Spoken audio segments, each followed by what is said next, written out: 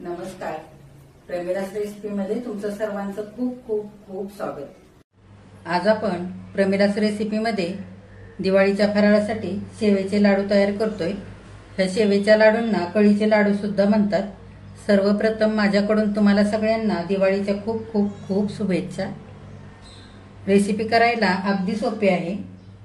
संपूर्ण माहितीसह इथे मी करून दाखवलेली आहे. त्याच्यासाठी सगळी रेसिपी तुम्ही पूर्ण बघा. आता इथे आपले मस्त कळीचे लाडू खुसखुशीत करून तयार झालेले तसे झालेले आहेत बघा. छान खुसखुशीत असे. ह्यातला एक लाडू मी तुम्हाला तोडून दाखवते.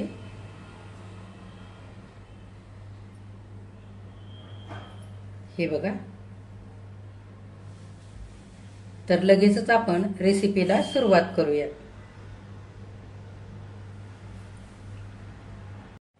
आता आपल्याला शेवेचे लाडू तयार करायचे. या लाडूला कळीचे लाडू सुद्धा म्हणतात. तर इथं मी अर्धा किलो बेसनचं पीठ घेतलंय. हे पीठ मी कपाने मोजून 4 कप इतकं घेतलेलं आहे. तर हे मी घरीच चक्कीतून दळून आणलेलं पीठ इथं घेतलंय. विकतचं पीठ हे लाडू करण्याकरता वापरायचं नाही, कारण ते खूप बारीक असतं.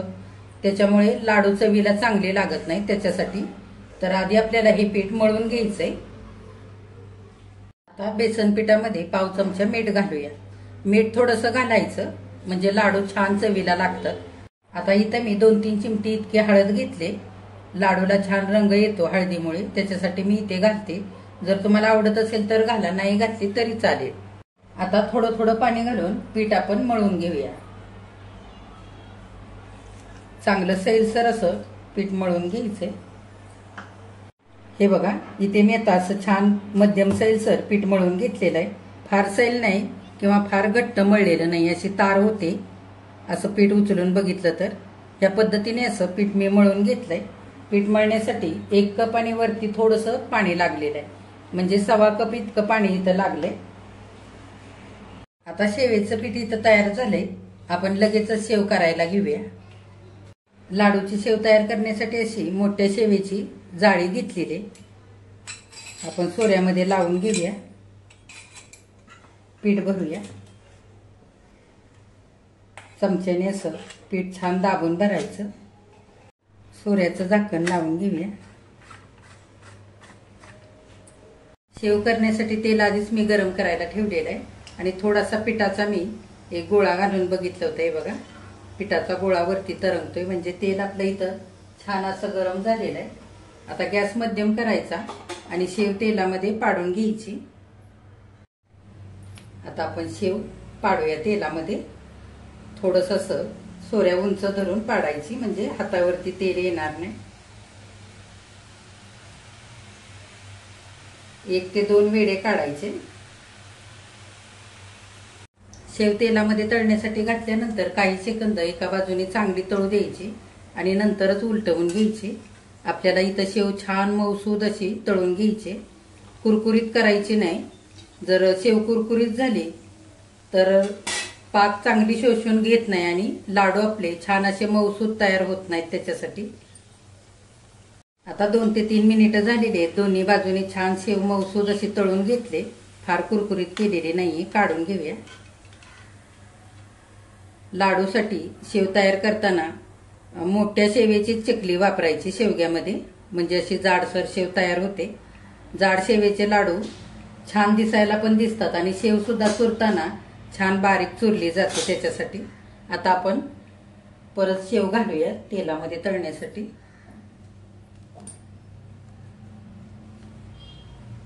बघा, मध्यम गॅस करून अशी हळूहळू शेव छान तळून घ्यायचे. अशी तरंगायला लागली तेलावरती की मग उलटवायची, म्हणजे दोन्ही बाजूने मस्त मऊसूद अशी शेव तळली जाते. फार मोठा गॅस करून तळायची नाही, नाहीतर शेव लगेच तळली जाते आणि जास्त कुरकुरीत होते. शेवेचा दुसरा घाणा तळतोय तोपर्यंत आपण पहिल्यांदा तळलेली शेव हाताने चुरून घेऊया. थोडीशी थंड झाली की शेव केलेली चुरून घ्यायची. अशी चांगली हाताने बारीक चुरायची. फारही अगदी बारीक चुरा करायचा नाही आणि जाडही ठेवायची नाही.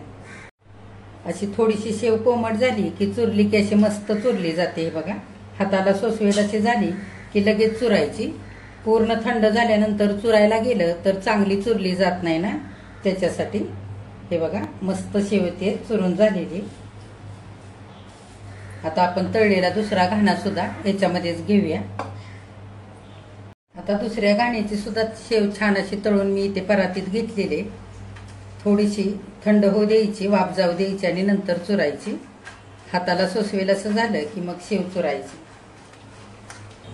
एका बाजूला करत करत अशी चुरून घेतली ना तरी चालते, पटापट होतं. म्हणजे असं थोडंसं गोळवून घ्यायचं म्हणजे जाड शेव राहिलेली वरती येते आणि अशी मग सगळी हातावरती घेऊन चुरून घ्यायची, म्हणजे एकसारखी छान शेव चुरली जाते.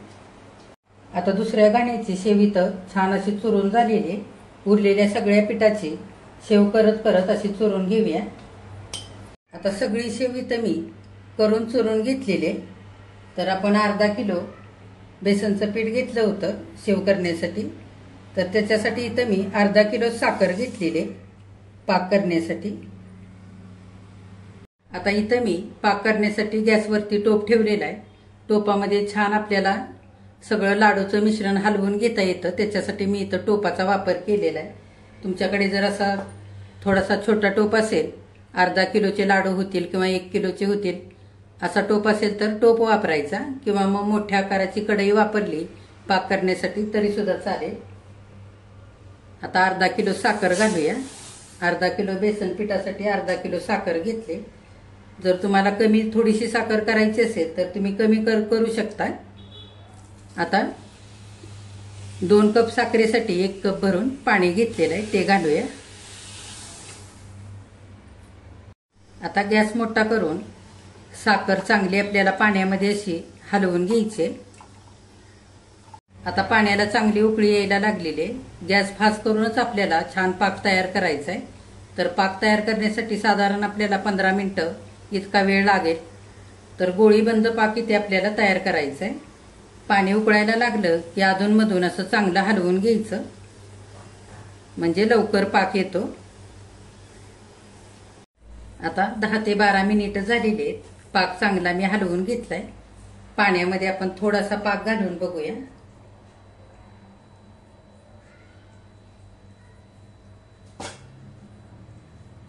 हे बघा, आणखी 1 ते 2 मिनिटांमध्ये चांगला आपला असा पाक तयार होईल. घट्ट पाक आता असा तयार होत आलेला आहे. आणखी 2 मिनिटं पाक हलवून घेतलेला आहे. परत बघूया.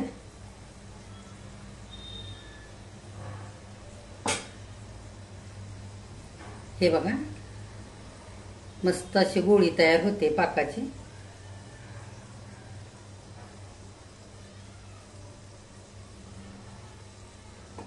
गॅस अगदी बारीक करून घ्यायचा. 10-12 बदामाचे आणि 10-12 काजूचे मी बारीक काप करून घेतले ते घालूया. 2 चमचे मनुके घेतले ते पण घालूया. पाक चांगला हलवून घेऊया. चांगला पाक हलवून झालाय. गॅस अगदी बारीक केलेला आहे. आता आपण केलेली शेव थोडी थोडी करून घालूया आणि चांगली पाकामध्ये हलवून घेऊया.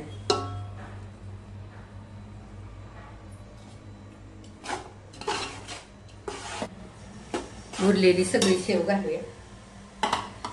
सगळं चांगलं एकदा हलवून घेऊया. आता मी लाडूच्या मिश्रणाचा टोप खाली घेतलेला आहे. सगळं मिश्रण आपण चांगलं हलवून घेऊया. असं उलटण्याने खालीपर्यंत असं हलवून घ्यायचं. चमचाभर वेलची पावडर घालूया. वरून घालायची वेलची पूड, म्हणजे लाडूला छान सुगंध येतो आणि चवीलाही लाडू चांगले लागतात. आता घातलेली वेलची पूड आपण सगळ्या मिश्रणामध्ये एकजीव करून घेऊया. आता आपण गरम मिश्रण असताना लाडू बांधूया. थोडं थोडं मिश्रण घेऊन लाडू असा छान बांधून घ्यायचा. तुमच्या आवडीप्रमाणे लहान मोठे तुम्ही असे बांधून घेऊ शकता. जर हाताला भाजत असेल तर थोडा पाण्याचा हात घ्यायचा आणि पाण्याच्या हाताने लाडू बांधून घ्यायचा. पण फारही अगदी सारखं पाणी वापरायचं नाही, नाहीतर मग लाडू आपले लवकर खराब होतात, बुरशी येते लाडूला. हे बघा, अजिबात कुठेही चिकट वगैरे झालेला नाही, किंवा पाकही जास्तीचा झालेला नाही, मस्त लाडू झालेला आहे. आता ह्या पद्धतीने सगळे लाडू आपण करून घेऊया. गरम असतानाच करायचे. थोडेसे हाताला सोसवेल असं झालं की कोमट कोमट मिश्रणाचे लाडू छान असे बांधले जातात किंवा पटापट पण होतात.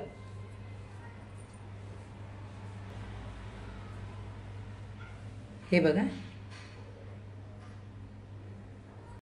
तुम्ही जर जास्त मोठ्या प्रमाणामध्ये शेवेचे लाडू करत असाल तर टोपावरती झाकण ठेवायचं, म्हणजे हे लाडूचं सगळं मिश्रण थंड होत नाही. गरम गरम कोमट मिश्रणाचे छान लाडू बांधले जातात त्याच्यासाठी.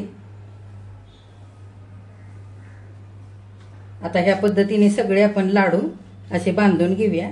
लाडू बांधत असताना वरचं मिश्रण घेऊनच बांधायचे.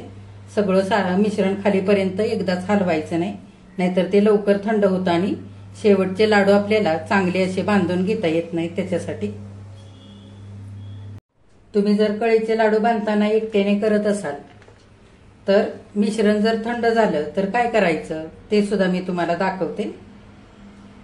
आता शेवटी लाडूचं थोडंसं मिश्रण राहिलेलं थंड झालेलं आहे, तर लाडू वळून नसतील घेता येत तर पुन्हा हे लाडूच्या मिश्रणाचं भांड गॅसवरती ठेवायचं आणि 1 ते 2 मिनिटं मध्यम गॅस करून सगळं मिश्रण चांगलं गरम करून घ्यायचं, म्हणजे थोडंसं सैलसर होतं आणि सगळे चांगले उरलेले लाडू आपल्याला बांधून घेता येतात. आता हे बघा, गरम केलेलं मिश्रण थोडंसं सैल झालेलं आहे, छान लाडू बांधून घेता येत आहेत शेवटचे सुद्धा. तर असं जर मिश्रण थंड झालेलं असेल, लाडू नसतील आपल्याला बांधून घेता येत, तर त्यावेळेला पाण्याचा हात घेऊन हे असे लाडू बांधायचे नाहीत. पाण्याचा अंश लाडूला लागला तर मग लवकर लाडू खराब होतात, बुरशी येते किंवा कोबट वास येतो लाडूला. हे बघा किती मस्त लाडू बांधला जातोय. बघा, शेवेचे सगळे लाडू बांधून झालेले. अर्धा किलो बेसन पिठामध्ये 19 मध्यम आकाराचे लाडू असे तयार झालेले. हे बघा, दिवाळीच्या फराळासाठी शेवचे लाडू इथे करून तयार झालेले. किती छान झालेत बघा, मस्त मऊसूद आणि खुसखुशीत झालेले. हे लाडू करताना सारं साहित्य एकाच भांड्याने मोजून घेतलं असल्यामुळे लाडू आपले इथे अजिबात चुकलेले नाहीत. पाक जास्त झालेला नाही किंवा कमी पडलेला नाही, अगदी बरोबर पाक झालेला आहे आणि मस्त खुसखुशीत लाडू तयार झालेले. तर हे लाडू करताना एकाच भांड्याने सारं साहित्य मोजून घ्यायचं. तर तुम्ही सुद्धा यंदाच्या दिवाळीला असे शेवचे लाडू तयार करून बघा. तुम्ही केल्यानंतर ते कसे झालेत ते मला कमेंट करून जरूर सांगा. आजची जर रेसिपी आवडली असेल तर एक लाईक सुद्धा करा. जे कोणी आता माझ्या रेसिपीज नव्याने बघत आहेत त्यांनी माझ्या चॅनेलला जरूर सबस्क्राईब सुद्धा करा. हे लाडू केल्यानंतर एक अर्धा तास असेच हवेशीर ठेवायचे आणि नंतर हवाबंद डब्यामध्ये भरून ठेवायचे, म्हणजे शेवटपर्यंत छान असेच राहतात, खराब होत नाहीत.